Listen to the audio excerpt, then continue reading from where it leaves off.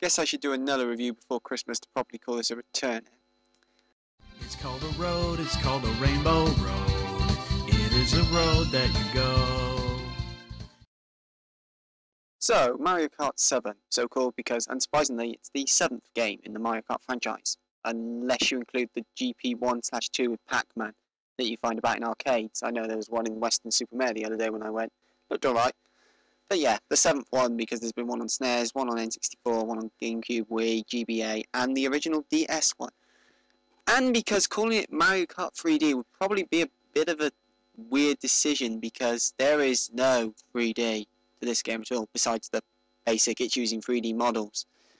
I was happily sliding the 3D slider up and down, and there was absolutely no difference to be seen whatsoever. It just...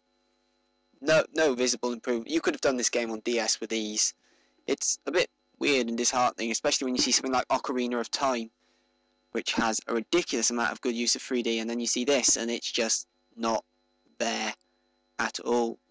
That's not to say it hasn't been improved visually. The backgrounds in this game are certainly a lot more lively. The old tracks have been given a real good sprucing up, and I believe some of the old 2D sprites have been converted to 3D stuff. Like on the retro DS Luigi's Mansion course, I believe they changed the trees that you get in the backyard from 2D sprites to 3D models.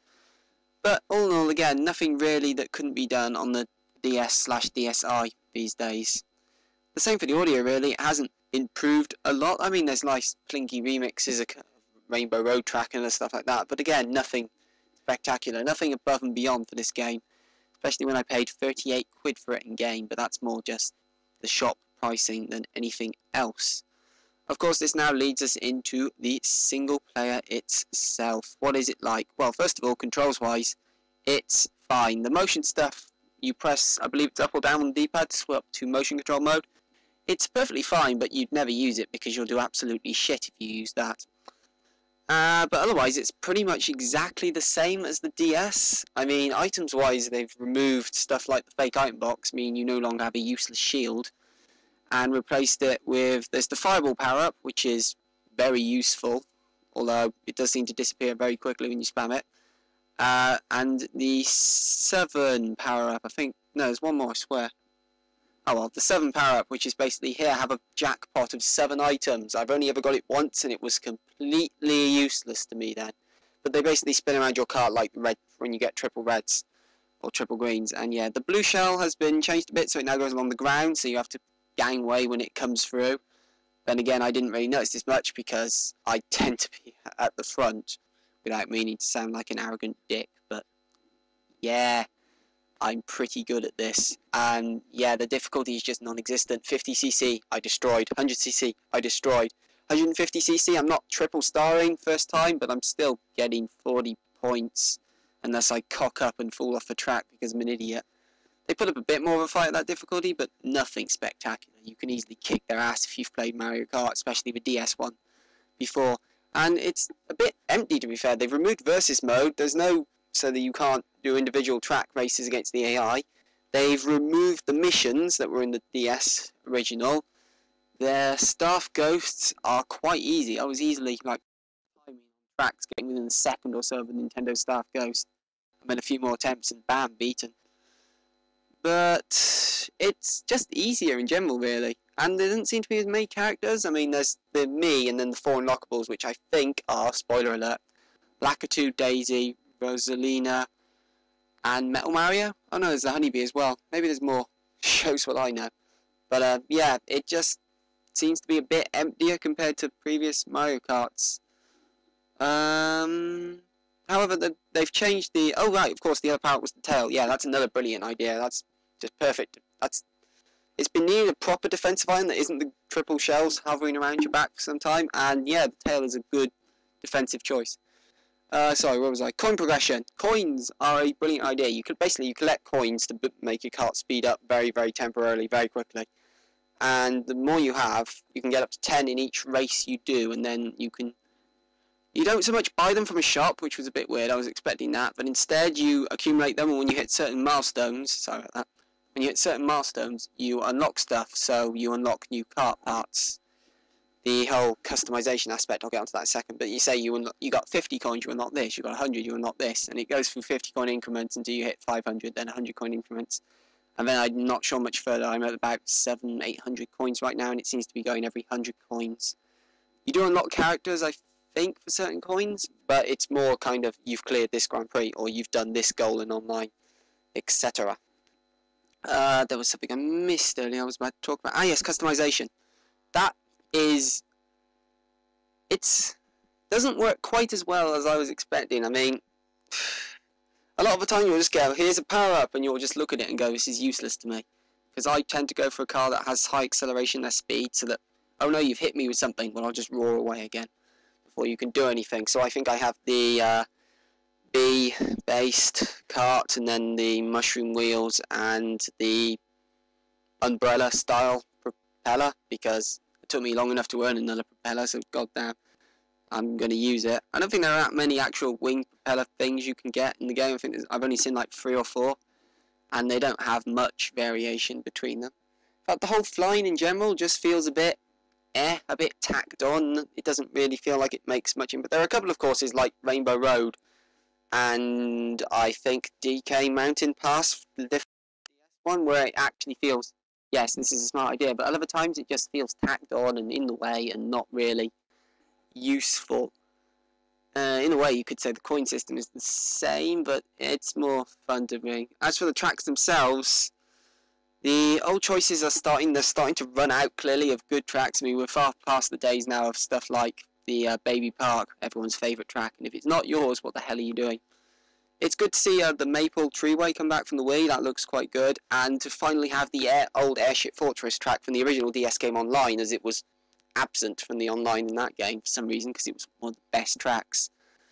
And having a retro Rainbow Road choice is pretty cool. In fact, talking of Rainbow Road, the new one, I have to say, is fucking awesome. The 3-section tracks are a good idea, although the glitches coming up in them, especially for the mountain loop where you can just skip a third, are a shame, really, because it means you probably won't see them again, which, when you have a look at the Rainbow Road and the new one, which is just, yes, it's the best Rainbow Road of all time, by a mile. It doesn't feel boring to play, it doesn't feel like you're just going around, it actually feels like a challenge, it's fun.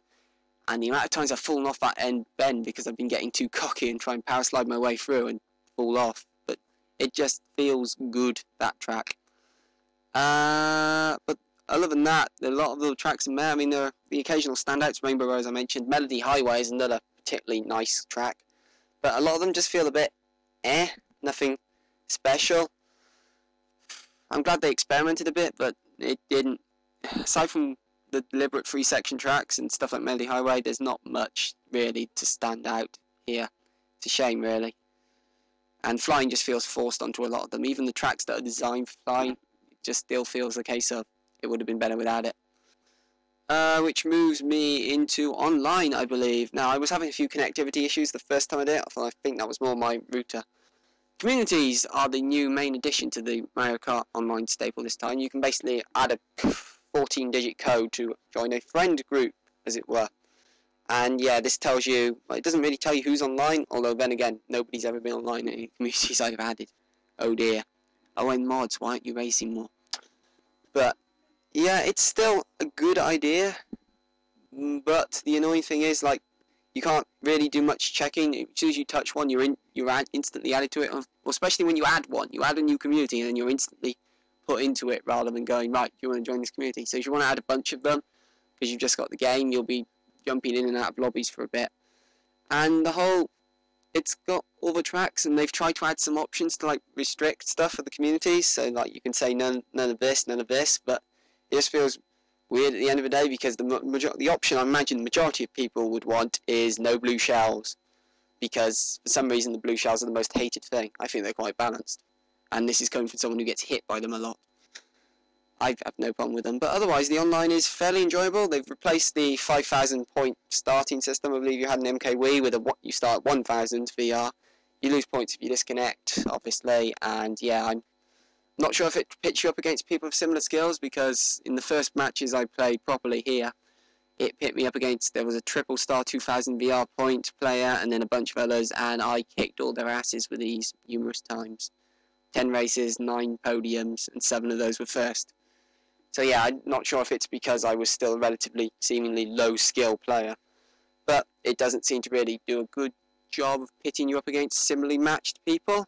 Although then again, you are stuck with the same group when you join them. So I think that's pretty much most of it. Oh, the spot pass stuff is pretty cool. You can, like for example, it'll add if you street pass as well with a friend. Say I've got people at uni who I've street passed with, and they suddenly get added to the game to race against in the Grand Prix. Like sometimes you'll say Bill has arrived in Grand Prix, and then you race against him, and then I kick his ass as well. But still, it's pretty overall. Oh yeah, and of course the time trials. I didn't talk about time trials much. Yeah, they've improved the time trial system now, so you can race against a lot of them. It's like the DS one, but done to an even better extent. So you can store like 10 goes or so per track, including the Nintendo one and a few other random company ones that are lying around. But again, staff ghosts themselves are a bit and it's nice to race up against user ghosts though, although they are becoming all much of a muchness now as they all use Metal Mario because they're all so pro. But overall, it just doesn't feel as good as the DS version. The DS version implemented all the new changes and stuff when it pretty much dignified the next era of Mario Kart, which the Wii then adapted and copied a bit for its own. And again, this one is adapted and copied for its own, but it just doesn't feel like it's run with it. Everything new it's added is cool, and it's fun to go flying, and it's fun to get coins, but ultimately it doesn't feel like it was a necessary part. It doesn't feel like it was the next step up. And the fact that they've removed features as well and made it a bit easier makes it feel like a step down more than anything. It's just missing that. It's still fun, but it's just missing that usual Nintendo polish that takes a Nintendo game from fun to ridiculously addictive. And that's ultimately why I can only give this game... I've been dancing on this all day. I'm going to give it a 7 out of 10 because it's good. Don't get me wrong, it's a good game, but it could have been much, much better. And ultimately, while tracks like the Rainbow Road, the Woohoo tracks are cool and nice and fun to play, it's the fact that they've removed so much instead of, while not adding back, that pulls this game back from being an all-time classic. Still get it if you've got a 3DS, by all means, it's still one of the top 5 games on the system. But don't be expecting something as epic as the DS version was back in its day.